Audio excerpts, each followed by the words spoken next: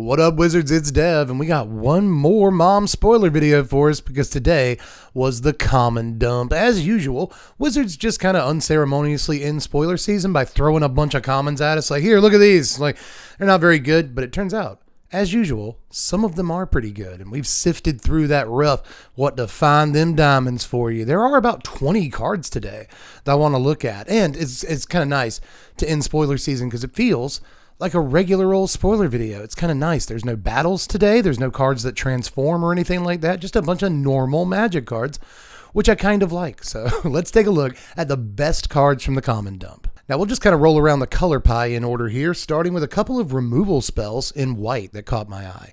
Let's look at Cut Short and Realm Breaker's Grasp. Cut Short costs 3 mana, it's doing a white for an instant, and it has Convoke. Destroy target Planeswalker that was activated this turn or tapped creature. Now 3 mana is a bit much here, so the Convoke actually helps a lot. If you tap even just one guy down to cast this spell, I feel like you're casting it for a reasonable cost. And this is a good one for like blocking with your dudes and then tapping them down to cast this spell, at which point you could reasonably cast it for free some of the time. A quick note on this card though, in Limited, you're going to play basically every copy that you get. I mean, it's good removal, you just play those, but at the same time, do watch out. I seem to have noticed a lot of Vigilant Creatures in this set, like maybe it's some sort of effect that I don't know the name of, and I'm just noticing more Vigilant Creatures because they're a little bit more relevant in a Wandering Emperor format. Like, again, maybe I'm just noticing more, but it sure seems like there's more Vigilant Creatures relative to other sets. So this doesn't hit everything, but it hits enough. I'm not telling you not to play this in your Limited deck. As a matter of fact, I explicitly just told you to play it in your Limited deck. Remember those words. But last thing about this card, I've been talking about it for a while. Sorry about that, but I will point out briefly the flavor text on this card, which makes me very sad. I'm not much of a story guy, but still, I like Tamiyo, so single tier. But let's move on to Realm Breaker's Grasp here. I didn't know Realm Breaker could like do stuff. You know what I mean? Again, the flavor text here states explicitly that it can do stuff, but this is a decent card. It's 2 mana, 1 and a white for an aura that enchants an artifact or a creature. Enchanted permanent can't attack or block, and its activated abilities can't be activated unless they're mana abilities. Now, we keep seeing strictly better pacifisms lately, but we actually just saw an even strictlier, betterer version of this card in the last set. One gave us something. I think it was called Planar Disruption. Did I get it right? I hope so. It's the card on screen right now. It's just better than this. So I wouldn't get too excited about the existence of this card, but it is nice to have in Limited where it's just like pretty freaking amazing. I shouldn't have to tell you that. Well, let's finish off white with Scroll Shift and Angelic Intervention. Now, Scroll Shift is 3 mana, 2 and a white for an instant. Exile up to 1 target artifact, creature, or enchantment you control, then return it to the battlefield under its owner's control and draw a card. All at instant speed. That's a pretty cool little blink spell. Again, 3 mana is kind of a lot, which this one had Convoke, but even though it doesn't, the ability to exile a bunch of different permanent types and draw the card too, like, kind of in for it. We didn't have like all the blink effects in the world in Standard, but now we got this, and now we got like the 3 mana 3/3 Angel with flying that does this when she ETBs, just flickers a guy.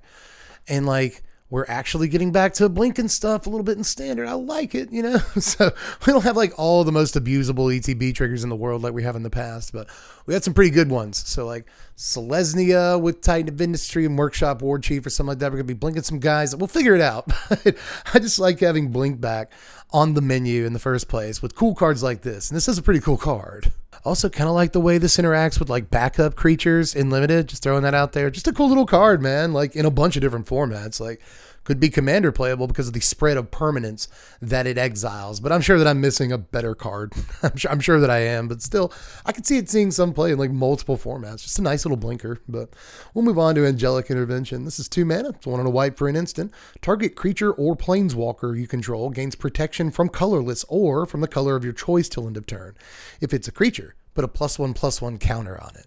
So there's a nice little protection spell for your Illuminator Virtuoso, right? I mean, 2 +1/+1 counters, protection from a thing, get in for combat damage. Seems good, but this does cost twice as much as you would normally expect basically a spell that counters a removal spell to cost. You know, we want these to cost 1 mana most of the time or they're not very good, but this does a lot of things to justify costing double what we want it to cost. You know, again, this gets creatures through for combat damage sometimes, and I think that's like kind of a huge deal. You just finish the game. Again, Illuminator Virtuoso seems pretty good in that case. But aside from that, this also obviously protects planeswalkers, and there's not a whole lot of spells like this that otherwise do that. I'm not going to tell you this is going to end up seeing like all the play in the world. Probably not, but it does do a couple of unique things. These kind of protection spells very rarely do. So I thought it was noteworthy and I wanted to shine a spotlight on it. So let's move on though to the blue cards. Let's look at Ifara's Dispersal along with Saiba Cryptomancer and Stasis Field. Now, Ifara's Dispersal is 3 mana, it's 2 and a blue for an instant that costs 2 less to cast if it targets an attacking creature. Return target creature to its owner's hand and surveil 2. I think that this card is sneakily extremely good. I do. I mean, Fading Hope isn't like the best card. Unsummon isn't the best card in the world, but obviously Fading Hope has seen a good amount of play over the last couple of years in multiple decks, and it's still seeing play right now in like mono blue and stuff, so not too bad, and very often it does end up targeting an attacking creature. I mean, if Fading Hope is worded exactly like this, I imagine you would cast it for a blue mana like 7 out of 10 times. Now, is that other 30% worth not playing this and playing Fading Hope instead? Maybe, but if there's still kind of a tempo-y kind of blue deck or just a blue deck that wants a decent 1-mana bout spell, then I think that you could still definitely consider playing this, especially after Fading Hope rotates. But if your deck wants to do graveyardy stuff or just like fix its draws, I know Fading Hope scries, but this gives you 2 digs, and that is double the amount of digs that Fading Hope can give you, and it always gives you the digs too. It doesn't have to be a small guy. So I don't know. There's definitely some interesting comparisons between the two, but I think Fading Hope is probably the better card, considering you'll cast it EOT like 30% or 40% even of the time, I'm sure. And that does make this huge difference, right? But I will say that most of the time, like think about the Wandering Emperor, it almost always targets an attacking creature, and it's one of the best cards in Standard. So this is no Wandering Emperor, and I'm not saying that, but the fact that you'll find a target for it for just a single mana, I think it's pretty easy to do, right? So Surveil 2 is like actually a very powerful action, especially when you're getting it for 1 mana. So I like this. Mess around with the board, get some presence off of it, and fix your draw. Let's go. A Saiba Cryptomancer looks pretty cool too. Don't worry, she's not going to try to get you to buy Dogecoin or anything. She's 2 mana, 1 and a blue for a 0/1 Moonfolk Ninja with flash and backup 1, and it has hexproof. So this basically functions as a protection spell that puts a body on the table. Now, if you use it as a protection spell, it's a 0/1 in that case. Like if you back up a dude, give it a +1/+1 counter and a hexproof, then this just kind of sits there. But maybe there's other ways of, upping these things' power. You have anthem effects, something, who knows? But one way or the other, a protection spell that puts a dude on the table, and the dude has hexproof. Like the creature always has hexproof. Not the thing you back up, but like this guy, the Moonfolk. But in any case, I think that's just kind of neat. You have like a Boglesy kind of strategy, a bunch of like either hexproof dudes or like dudes that you're putting auras on and then protecting somehow. That's Bogles. And this thing seems like it goes really well in that strategy because like you use it to protect something and then you start putting auras on it or again, building its power somehow. So I think this is really, really neat. One of the cooler, commons in the whole set to my mind. I like this a lot. And yeah, I know some people are probably going to hit me on this. I just spent some time saying 2 mana is a little bit too much for a protection spell, especially in blue where you have, slip out the back and shore up and all these really good protection spells that we're already using. And I kind of agree with you there, but none of those spells put a body with hexproof on the table. So I don't know, I'm just kind of into this. Let me be into it. It has flash. You can just cast it as a 2 mana 1/2 hexproof with flash. You can just do that. That's a mode on the card, and that's not too bad either. So just let me like this. But let's look at Stasis Field next. This is 2 mana. It's 1 and a blue for an aura. It enchants a creature. Enchanted creature has base power and toughness 0/2, has defender, and loses all other abilities. Nice. I'm not sure that I like this more than like Witness Protection, which is a card that I talk about too much, to be honest. But I do think this is cool. Again, it costs all these 2 mana cards cost, double what their 1 mana versions cost. It seems like that's a running theme today, but this could be like, at least first of all, interesting in limited, where it is basically a 2 mana removal spell in blue, which you just don't get every day. But even in standard, where I'm always trying to make big blue mid-range a thing, this is a fun little 2 mana removal spell of sorts. So I like the card. I don't think it's the best card in the world, but looking through blue, it was one of those that caught my eye. So I wanted to bring it up. But let's move into black now, where we got another 3 cards to look at. And you're going to think that I really, really like protection spells, but I don't love them. I just think that they're really good, and I should point them out when they happen. So let's look at Bladed Battle Fan. We've also got Dreg Recycler and Final Flourish in black to check out. But Battle Fan is first. This is 2 mana. It's 1 and a black for an equipment with flash. When it enters the battlefield, attach it to target creature you control. That creature gains indestructible until end of turn. Equipped creature gets +1/+0, and it equips for just 1 mana when you do have to equip it. So this is very cool. Somebody watched Mulan, right? At the end of the movie, she basically has indestructible when she pulls that fan out and she flips the guy's sword around and she grabs it and she turns it on. It's what a great moment. I love Mulan. But anyway, the Battle Fan, it's a cool artifact. It's a cool equipment to put into Magic the Gathering, and I like that a lot. So I think this card is neat, but more than neat, I think it's actually pretty practical, man. It's 2 mana, again, for a protection spell, which is more than you want to play. But in this case, the gravy is an equipment that stays on the table like all game, and it only gives +1/+0, but it's an artifact on the table. It does in some way modify creature's power. You know, your Graveyard Trespasser's a 4-power guy now, no matter what. That's kind of nice. Your Shieldred's finally a 5/5. Feel good about that. I'm not saying you play this in mono black. You probably don't. I'm not sure this card sees any standard play, but as a protection spell that puts not just an equipment on the table, but an artifact, and plenty of decks might want that for one reason or another. So I just think this card is really, really cool. I like the design of it a lot. And even though I like most of the cards today, I don't think it's like a world-ending broken thing that's going to see all the standard play. I just want to make that very clear. I do think the design was interesting enough to make me want to point it out. So I don't want to sound like a broken record, but cool design will get you in this video. Next is Dreg Recycler, though. I've just been staring at this thing all day with the full knowledge that it is not very good, but I do like it. It's 2 mana, 1 and a black for a 2/2 Phyrexian Beast. You can tap it and sacrifice an artifact or creature to have each opponent lose 1 life, and you gain 1 life. Yeah, I'm into this kind of stuff, and I can't help it. This is, even though it's only once a turn, I hate it. I hate that about it. I don't hate the card, but I do hate that about it. It's just once a turn. But, however, Aristocrats, I know, not everything that drains for a sacrifice is Aristocrats, but this is a basically free once a turn sack outlet. You don't have to pump any mana into, and that's nice. You know, you can get other dice triggers off of your stuff. It's nice that it can sacrifice treasures or blood tokens. I think that's pretty significant. It can sacrifice incubator tokens if you got those laying around. That might be very significant and limited for, you know, making sure this thing has like some amount of reach on it, not the keyword ability, but the concept. This does the last few damage in a game. I don't know, man. I think like having multiples of them out might be nice, especially if you have some token generation going on. This with Blood Fountain gives you like 2 things you can sack to it. Like, I don't know. Just, again, allow me to like cards. Tapping, it's basically a Tim, isn't it? It's a Tim that requires that you, a prodigal sorcerer or something like that requires that you sack a thing, which makes it sound just like god awful, but like I'll still take a card like this every time. Little dudes like this are cute and I love them. But speaking of Aristocrats, let's take a look at Final Flourish. This is 2 mana, 1 and a black for an instant. It has Kicker, just out of nowhere, a card with Kicker. Sacrifice an artifact or creature. Target creature gets -2/-2 until end of turn. If this spell was kicked, that creature gets -6/-6 until end of turn instead. Now we're talking. That looks okay. Probably not quite as good as like a Rite of Oblivion. I'll give you that much. But at least this is instant speed, so that's kind of cool. I also like that it can be cast dry. You don't have to sacrifice a guy.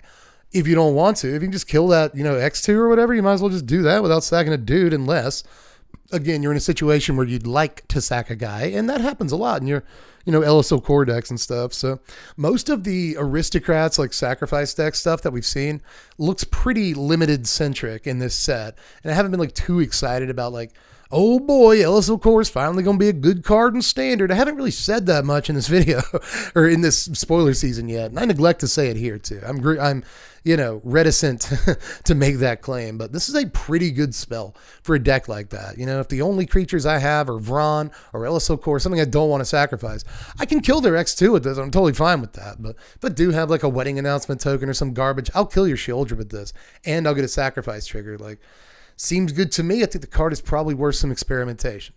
And just last thing on this card, but I do think that it's very much worth taking the time to say, I'm just in love with the fact that this card sounds very phonetically similar to one of Vegeta's signature moves. So let's just put that out there and then move on to red, where there's actually Kind of a lot more cards to look at from this color than there are from some of the others. We got to look at Burning Sun's Fury along with Mirren Bane Splitter next. Now, this is one of the rare times where I get to feel sort of smart as a Magic the Gathering content creator, because this card is very similar to a pretty obscure card that I played a lot during Lorwyn block called Blades of Vellus Vel. I played it in Elementals, and it was really good to have, 2 mana give 4 power all of a sudden. But this is just technically better than that card by a good bit. First of all, you couldn't convoke that thing, so it couldn't just be like a free spell.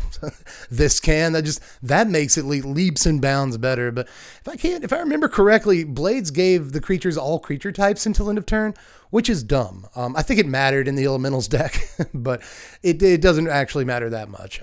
Giving the creatures haste is ridiculous. That is way better in most cases. So I know that if you convoke this, you're tapping some dudes down that would otherwise attack, and that's a little bit lame. So I don't know how great convoking it is, but I have seen before how good 4 power at instant speed for just 2 mana can be. So I imagine that 4 power at instant speed for free is even better. So I kind of can't wait to play this. I've had a lot of fun with, again, a super similar card before, and this is kind of an updated power creepy version of it that I really can't wait to get my hands on. This card might be better than you think, and I say that from personal experience. Let's look at Mirren Bane Splitter next. Not Bone Splitter. It might be meant to call back to it, but they didn't go that far. This is just a single red mana for an equipment with flash. When it enters the battlefield, attach it to target creature you control. Equipped creature gets +2/+0. And when you do have to finally really equip this, it costs 3 mana to do so. A 1 mana for +2/+0, and then it sticks around.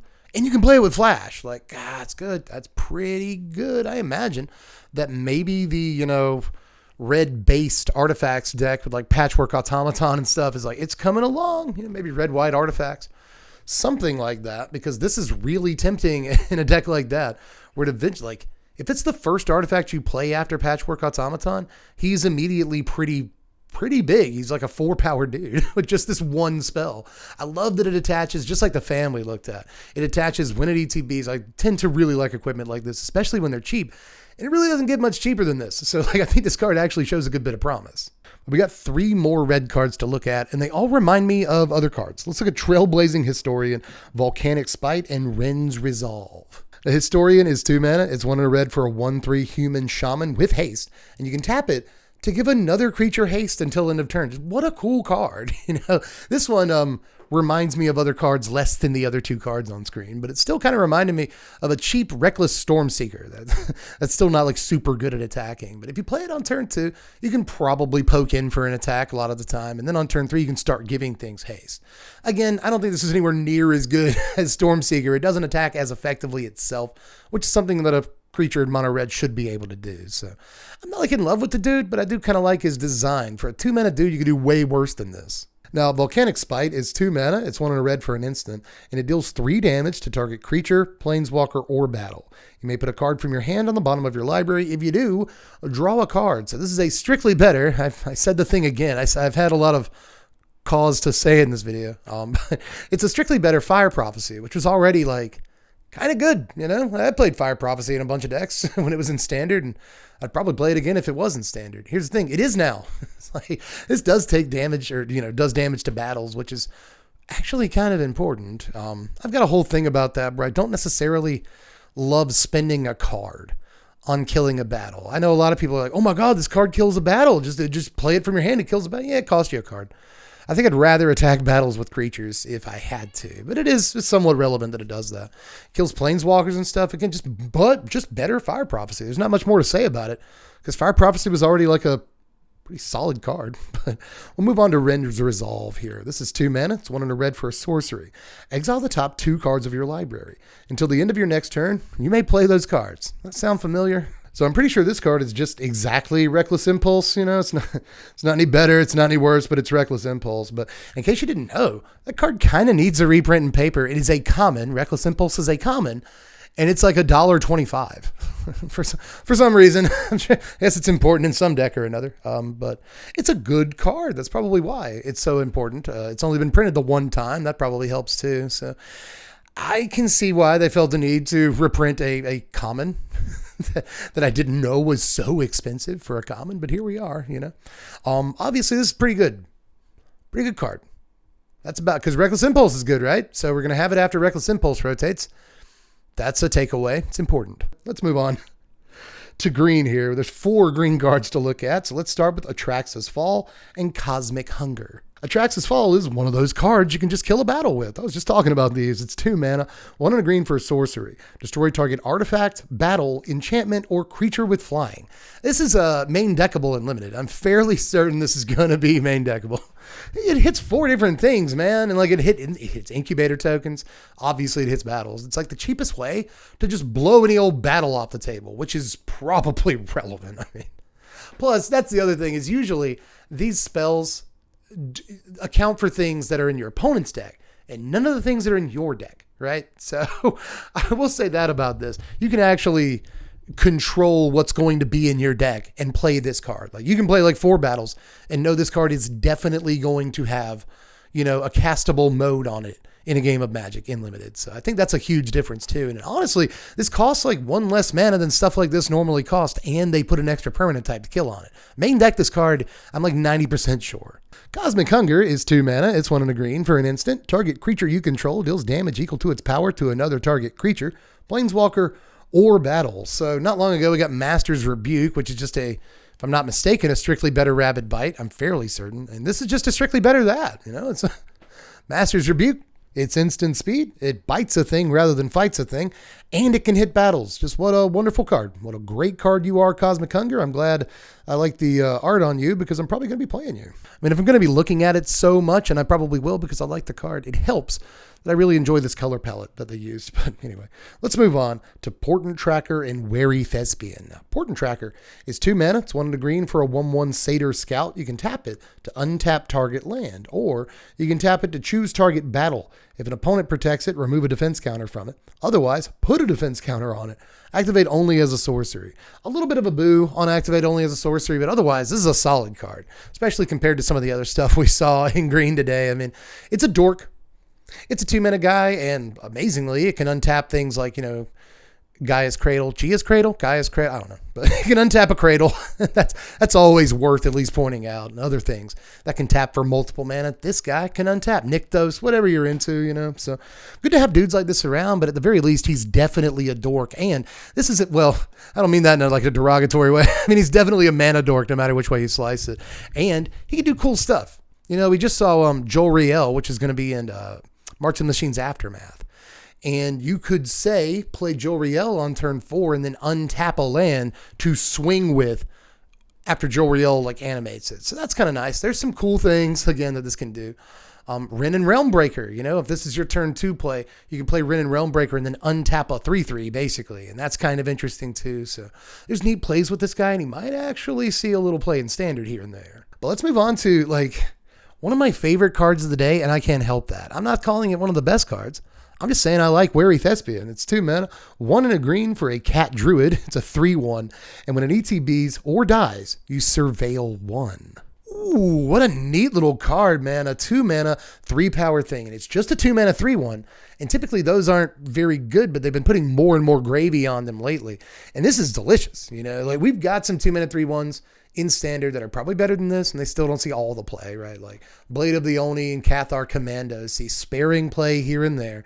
So just being a 2 mana 3/1 isn't a big deal. I'm not saying that, but being a 2 mana 3 power creature does mean you can trade in combat a lot. And certain decks that want effects like this will love this so much more than whatever it's called, like Blanchwood Prowler or something.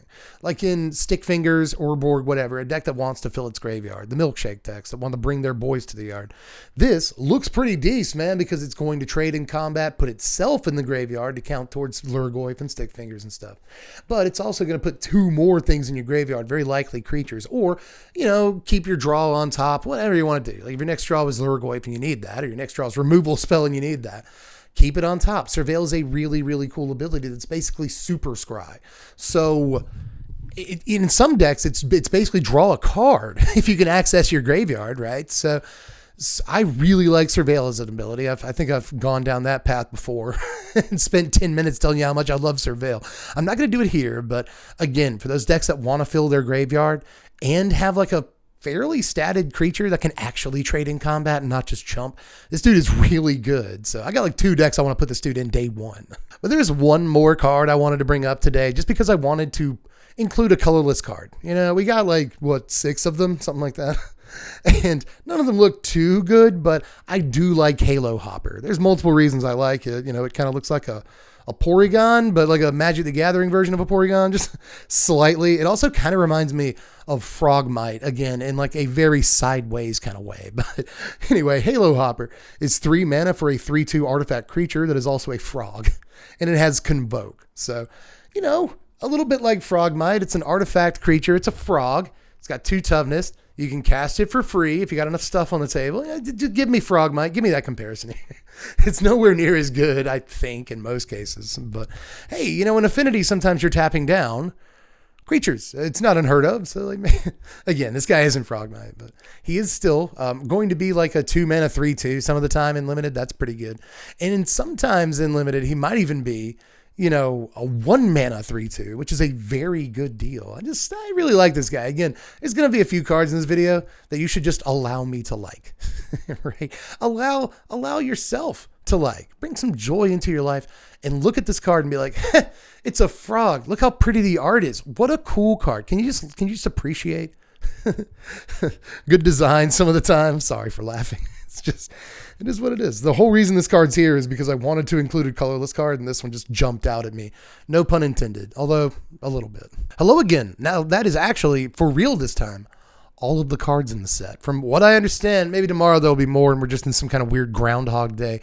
Would that be fun or not? Probably not. I'm tired. But anyway, let me know how you felt about all the cards I picked, and then again, if there's anything I missed, let me know about that. You know, I famously missed like Felidar Sovereign in one of these common dump videos, and that turned out to be a combo that broke standard on turn 4. So like, you never know what I'm going to miss. Let me know in the comments. Aside from that, I've already said this a couple of times the last few videos at the end, but I need to really reiterate, thanks for a great spoiler season this time, y'all.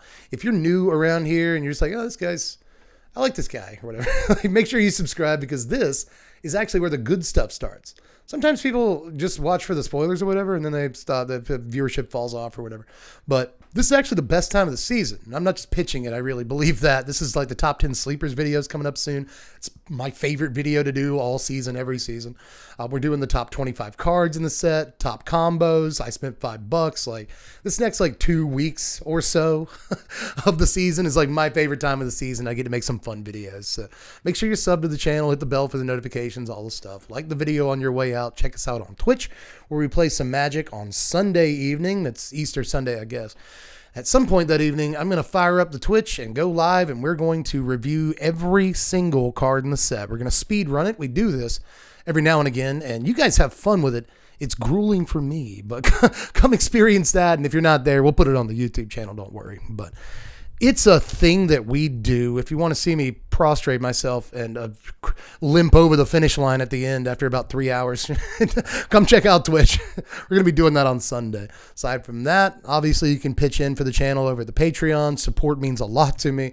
An awful lot, especially nowadays, because I'm just broke. So check out the Patreon. I would really appreciate $1 a month from you, and you get to vote on what decks we do first in the upcoming season. But now it's the moment you've all been waiting for. I didn't do it for a video, and there's multiple people in the comments section sad that I didn't do it. So it's your favorite new part of the video. Let's look at the couch card of the day, everybody. What's it going to be this time?